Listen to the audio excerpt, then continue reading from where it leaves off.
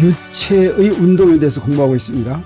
유체의 운동은 정지한 유체와 흐르는 유체로 나누어서 공부하면 좋다고 했죠. 그리고 앞에서 우리 정지한 유체를 공부했습니다. 정지한 유체에서는 무엇이 적용이 됐냐면 파스칼 원리가 적용이 됐죠. 그리고 흐르는 유체에는 무엇을 적용하냐면 베르노이 방정식을 적용하는데, 그 베르노이 방정식 적용하기 전에 흐르는 유체에 대해서 준비를 좀 해야지 되는데, 우리 지난 시간에 흐르는 유체에 대한 연속 방정식을 배웠습니다. 이 연속 방정식은 어디에 성립하냐면 이상 유체에 성립한다고 했죠. 이상 유체라고 하는 것은 흐르면서 유체의 밀도가 바뀌지 않고 점성에 의해서 에너지의 손실이 없는 그런 유체를 이상 유체라고 한다고 했습니다. 그리고 또 하나 이제 베르노이 방정식을 적용하려면 우리 무엇이 필요하냐면 흐르는 유체 내에서의 압력을 제대로 이해해야지 되는데, 그것이 조금 이해하기가 힘듭니다. 그래서 오늘은 흐르는 유체의 압력에 대해서 공부하려고 합니다. 여러분이 흐르는 유체의 압력에 대해서 제대로 이해하고 있는지 보기 위해서 우리 퀴즈를 한번 풀어보겠습니다. 여기 이렇게 흐르는 유체가 있으면 우리 지난 시간에 배운 연속 방정식에 의해서 여기 단면의 넓이가 넓은 곳보다 단면의 넓이가 좁은 곳이 유체의 속력이 더 빠르죠. 그럼 여기다가 손을 이렇게 집어넣었을 때 이 유체가 내 손을 미는 힘은 어디가 제일 크다고 할 수 있겠습니까? 그래서 세 개 중에서 어느 손이 가장 큰 힘을 받을까? 이렇게 물어본다면 어떻습니까? 유체의 속력이 빠른 것이 큰 힘을 받겠습니까? 느린 것이 큰 힘을 받겠습니까? 빠른 것이 큰 힘을 받겠죠. 그래서 B가 A, B, C 중에서는 B가 가장 큰 힘을 받는다라고 쉽게 알 수가 있습니다. 그런데 우리가 이렇게 물어보면 여기에 A, B, C 이렇게 세 점이 있는데 이 세 위치에서 압력이 제일 작은 데가 어딜까라고 물어보면 압력은 뭐라고 했습니까? 단위 넓이당 받는 힘이라고 그랬죠. 그래서 압력이 제일 작으려면 큰 힘을 받는 데야지 될 것 같은, 작은 힘을 받는 데야지 될 것 같은데 그렇지가 않고 어디가 압력이 제일 작냐면 여기 이 B가 압력이 제일 작습니다. 유체에서는 속력이 빠른 곳에 압력이 더 작습니다. 자, 이건 좀 이해하기가 힘들죠. 그렇지만 이런 거를 우리 주위 이 여러 가지 현상에서 쉽게 볼 수가 있습니다. 우리가 굴뚝을 높이 이렇게 하는데 아궁이가 있으면 그러면 그 굴뚝에서 이렇게 연기가 나오죠. 그렇게 굴뚝에서 연기가 나온다고 하는 건 무슨 얘기냐면 여기 불 뗄 때 있는 연기가 위로 올라가는데 위는 지금 어때서 위로 올라가냐면 위가 압력이 더 낮아서 이제 위로 올라갑니다. 물론 이럴 때 그 굴뚝이 굉장히 높으면 높이에 따라서 기압이 낮아지는 수도 있겠지만 굴뚝 이 아궁이에는 공기가 움직이지 않고 굴뚝 저 위에서는 공기가 움직입니다. 이렇게 공기가 움직이고 있는 곳에서는 공기가 안 움직이는 것보다 압력이 훨씬 더 낮기 때문에 연기가 위로 빨려져서 올라간다라고 하는 거 우리가 알 수가 있고, 또 요새는 그런 경우가 별로 없지만 차 안에서 담배를 피면 담배 연기가 나오는데 그때 창문을 조금 열어놓으면 어떻습니까? 담배 연기가 확확 빠져나가죠. 이때 어떠냐? 차가 움직이고 있으면 그 움직이는 옆으로 차창을 통해서 공기가 빨리 지나가기 때문에 압력이 차속보다, 공기가 움직이지 않는 차속보다 압력이 작아서 공기가 빨려 나가는 그런 현상들을 우리가 이렇게 볼 수가 있습니다. 그래서 유체의 흐름에서는 유체의 흐름이 빠른 것이 더 느린 것보다 압력이 더 낮다, 작다 이렇게 이야기하는데, 자, 그걸 우리가 이해해야지 되겠습니다. 그러면 우리가 정지한 유체에서는 압력을 어떻게 생각했는지 보겠습니다. 먼저 정지한 유체에서 압력의 방향은 어떻다고 그랬습니까? 유체가 움직이지 않으려면 어디서든지 어땠습니까? 받는 힘이 없어야 됐죠. 그래서 정지한 유체에서 받는 압력의 방향은, 힘의 방향은 어떠냐면 여기에 이런 물체가 있다면 그 물체의 수직한 방향이라고 했습니다. 만약에 수직한 방향이 아니면 약간 비스듬히하게 되어 있으면 그 비슷한 접선 성분으로 받는 힘 때문에 유체가 움직인다고 했죠. 그리고 그래서 접촉면의 수직인 방향으로 작용을 하고, 그리고 움직이지 않는 유체 내부의 한 점에서는 어떻게 압력이 작용한다고 그랬습니까? 모든 방향으로 다 작용한다고 그랬죠. 이렇게 모든 방향으로 작용한다고 하는 의미는 무엇이었냐면 여기다 이렇게 손을 집어넣으면 알 수가 있었습니다. 손바닥을 미는 힘이 이렇게 놨을 때 위에서 아래로 누르는 힘이나 이렇게 놨을 때 아래에서 위로 누르는 힘이나 이렇게 놨을 때 오른쪽에서 왼쪽으로 누르는 힘이나 이런 것들이 모두 다 같고 같은 넓이면 압력이 같다라고 생각할 수가 있는 것이죠. 그래서 흐르는 유체에서의 압력도 이것과 똑같이 정의된다고 할 수가 있습니다. 정지한 유체에서 어떻습니까? 모든 방향으로 압력이 다 같아야 된다라고 했습니다. 그리고 이때 압력이 같다고 하는 얘기는 여기다가 손바닥을 이렇게 놨다면 유체가 내 손바닥을 미는 압력과 유체 내부의 압력이 이제 정지한 유체에서는 같은데 흐르는 유체에서는 어떠냐면 그렇지가 않습니다. 흐르는 유체에서는 아까도 금방 봤듯이 흐르는 유체에다가 이렇게 손을 집어넣으면 그 유체가 내 손바닥을 미는 힘하고 그 유체 내부의 압력과는 같지가 않죠. 두 개가 같다고 얘기할 수가 없는데 그러면 흐르는 유체에서는 도대체 압력이 어떻게 정의되는지 하는 것이 이제 우리가 궁금한 점입니다. 그래서 정지한 유체와 흐르는 유체에서의 압력이 어떻게 정의되는지 보겠습니다. 여기에 이렇게 정지한 유체가 있고 흐르는 유체가 이렇게 있다고 한다면 정지한 유체나 흐르는 유체나 모두 왼쪽 유체가 오른쪽 유체를 미는 압력에 의한 힘과 오른쪽 유체가 왼쪽 유체를 미는 압력에 의한 힘이 같게, 다시 말하면 여기다 이렇게 이제 손 같은 걸 이렇게 면을 하나 놔둔다고 한다면 이때 이 면이 왼쪽에 있는 유체 압력에 의한 힘, 유체가 지금 흐르는 유체가 미는 힘이 아니라 압력에 의한 힘입니다. 그래서 미는 힘과 흐르는 유체에서 압력과 미는 힘은 구분되어야 된다고 하는 거죠. 그래서 압력과 또 흘러가서 누르는 힘이 두 개가 합해져서 내 손바닥을 미는데, 그래서 이 압력만은 뭐냐면, 압력만 생각한다면 정지한 유체에서나 흐르는 유체에서나 똑같이 왼쪽에서 압력에 의한 힘과 오른쪽에서의 압력에 의한 힘이 같다고 압력이 정의가 된다고 하는 것이죠.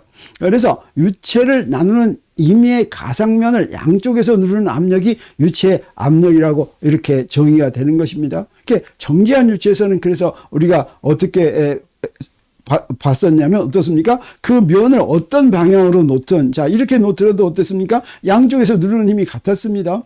또 이렇게 비스듬히 놓더라도 양쪽에서 이렇게 누르는 힘이 같았습니다. 그리고 이렇게 위아래로 놓더라도 위아래에서 누르는 압력에 의한 힘이 같았죠. 그리고 이렇게 하더라도 양쪽에서 누르는 압력의 힘이 같도록 이렇게 유체의 압력이 정의가 되는데, 흐르는 유체에서도 압력만 볼 것 같으면 이것과 똑같이 정의가 된다고 하는 것입니다. 그래서 여기 흐르는 유체가 있다면 여기다가 이렇게 면을 갖다 놓으면 이때 압력에 의한 힘은 왼쪽에서 작용하는 압력에 의한 힘이나 오른쪽에서 작용하는 압력에 의한 힘이나 같아야 된다고 하는 것이죠. 여기서도 마찬가지입니다. 이렇게 비스듬히 놔두면 정지한 유체에서와 마찬가지로 양쪽에서 압력에 의한 힘이 작용하는 것이 두 개가 똑같도록 압력이 정의된다고 하는 것입니다. 여기서도 마찬가지죠. 위쪽 아래쪽으로 누르는 힘이 똑같도록 이렇게 정의가 되고, 여기서도 이렇게 누르는 힘이 이렇게 똑같도록 정의가 된다고 하는 것입니다. 이것이 바로 흐르는 유체에서도 이것과 똑같이 압력이 정의가 돼야지 되고, 이것을 구할 때 어떻게 하느냐. 그래서 정지한 유체에서는 어떻습니까? 여기 이만큼 유체에 요만한 부분이 있다고 하겠습니다.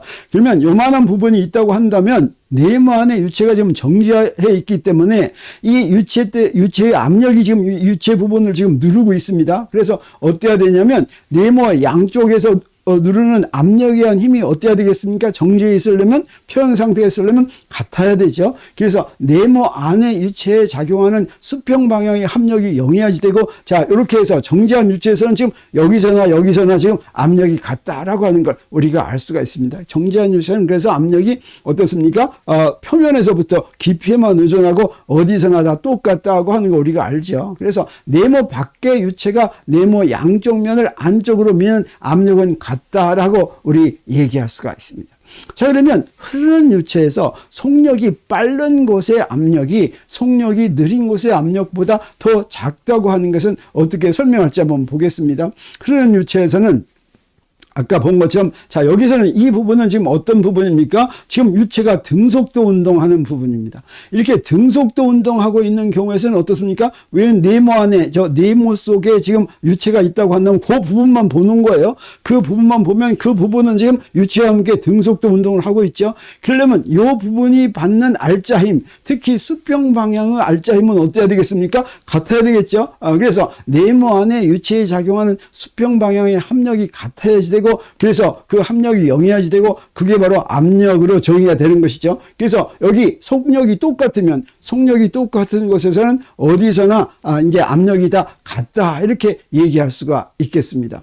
근데 우리 어떤 부분을 볼 수가 있냐면 여기에 지금 가속이 되는 부분을 보겠습니다. 여기서 여기 이 단면의 넓이가 이렇게 좁아질 것 같으면 어떻습니까? 유체의 속력이 점점 빨라지죠. 그러면 우리 어떤 부분을 생각할 수가 있냐면 자, 이런 부분을 생각할 수가 있겠습니다. 자, 이런 부분을 생각하면 어떻게 되겠습니까? 가속이 되려면 이 부분이 전체적으로 R자임을 어떤 방향으로 받아야 되겠습니까? 이게 지금 오른쪽으로 가속이 되고 있죠. 그러면 오른쪽으로 R자임을 받아야 된다라고 하는 것을 알 수가 있고 그래서 어떻습니까? 왼쪽의 압력보다 오른쪽의 압력이 더 낮아야 되겠다라고 하는 걸 우리 알 수가 있겠습니다. 그래서 네모 밖의 유체가 네모 양쪽 면을 안쪽으로 미는 압력은 서로 다르다.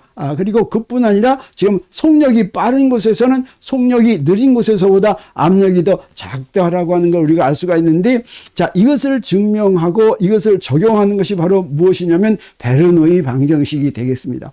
오늘은 흐르는 유체에서의 압력이 어떤 의미인가? 흐르는 유체에서의 압력이 유체가 내 손을 미는 압력과 같은 것은 아니고 그 압력이라고 하는 건 어떻게 이해를 해야지 되냐면 흐르는 유체에서도 양쪽에서 누르는 압력이 같다라고 이해를 해야지 된다고 하는 거죠. 그렇게 압력이 정의돼야지 된다고 하는 것입니다.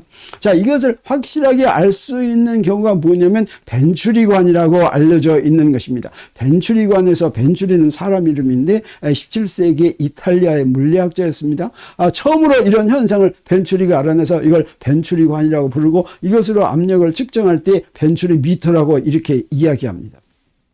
그러면 여기서 아까 벤츄 흐르는 물이 이렇게 있는데 흐르는 물에다가 여기다 작은 구멍을 이렇게 뚫고 나서 여기다 관을 이렇게 세우면 이 물이 이렇게 올라옵니다. 이렇게 물이 올라오는데 자, 저기서는 좀 높은 부분까지 올라오고 여기는 좀 낮은 부분으로 올라왔죠. 그 이야기는 뭐냐면 요 밑에서 지금 높이가 같은 부분 요 두 점, 이 두 점이 수평면에서 높이가 같다고 한다면 P1과 P2의 압력 차 때문에 이렇게 높이가 좀 달라지는 걸 우리가 알 수가 있고 이 높이가 달라지는 이 높이의 차이는 우리한테 무엇을 알려주냐면 요 압력차를 알려주는데 그 압력차는 우리가 무엇으로 알 수 있습니까? 파스칼 원리로 그 압력차를 알 수가 있습니다. 그래서 P1이라는 건 무엇이에요? P1이라고 하는 건 P1, 여기서의 압력은 여기 저 대기압, 저 꼭대기는 대기압이죠. 대기압 더하기 로지 H 한 게 P1이죠.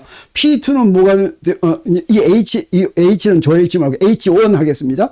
그래서 P1이라고 하는 건 P0 더하기 로지 H1이 P1이 되겠고 그다음에 P2라고 하는 건 여기서의 대기압은 P0죠. 그러니까 P0 더하기 로지 H2 하는 것이죠. 그래서 두 개의 압력의 차이는 뭐가 되겠습니까? P1 빼기 P2 하면 P0는 없어지고 로지 H1 빼기 로지 H2인데 H1 빼기 H2가 바로 벤츄리 미터의 기둥의 높이 차이가 된다고 할 수가 있겠습니다. 그래서 요 높이가 바로 요 높이가 무엇을 알려주냐면 압력을 재는데 이용이 된다고 할 수가 있겠습니다. 그래서 여기에 느린 부분의 압력이 빠른 부분, 유체의 속력이 빠른 부분의 압력이 느린 부분의 압력보다 더 이제 작다고 하는 걸 이 벤츄리 미터로부터 알 수가 있고 이 경우는 어떻겠습니까? 지금 여기서 손을 이렇게 놓을 것 같으면 위에서 아래로 누르는 압력이나 아래에서 위로 누르는 압력이 같겠죠. 그래서 이 부분에서의 압력을 재려면 손을 이렇게 놔서는 안 되고 자, 이렇게 놓는다는 건 무슨 뜻이에요?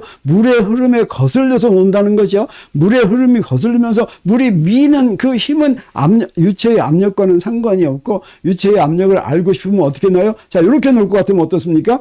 유체의 흐름을 내가 방해하지는 않지만 유체가 내 손바닥을 미는 힘, 이것이 바로 유체의 압력이고 그건 무엇으로 우리 알 수가 있겠습니까? 요 벤츄리관의 요 높이로 알 수가 있겠죠. 그래서 요 높이보다 저 높이가 더 높다라고 하는 건 무슨 얘기예요? 속력이 느리면 유체의 압력이 더 크고 속력이 빠르면 유체의 압력이 더 작다라고 하는 걸 우리가 알 수가 있습니다. 이렇게 흐르는 유체에서의 압력은 단순히 어떤 물체를 놨을 때 그 물체의 유체가 미는 힘이 그러니까 그 움직이기 때문에 미는 힘에 의한 압력이 아니라 그 유체 내부에서 어떤 방향으로나 같은 정도의 그걸로 누르는 그 움직이기 때문에 미는 힘이 아니라 그 유체 자체 내부에서 미는 힘. 자, 이걸 좀 이해하기가 힘든데 우리 다음 시간에 베르누이 방정식 하면서 조금 더 그것을 자세히 보겠습니다. 그래서 유체가 움직이면서 누르는 힘에 의한 압력은 그 베르누이 방정식에서 다른 항으로 표현이 됩니다.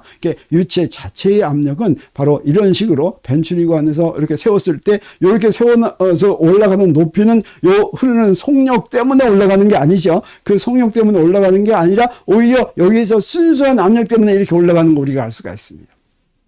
자, 그래서 흐르는 유체에 대해서 대한 압력을 잘 이해하면 우리 다음 시간에 이제 흐르는 유체, 이상 유체면서 흐르는 유체에 적용하는 베르누이 방정식에 대해서 공부할 준비가 다 끝났다고 할 수가 있겠습니다. 그러면 다음 시간 베르누이 방정식 시간을 기대해 주기 바랍니다.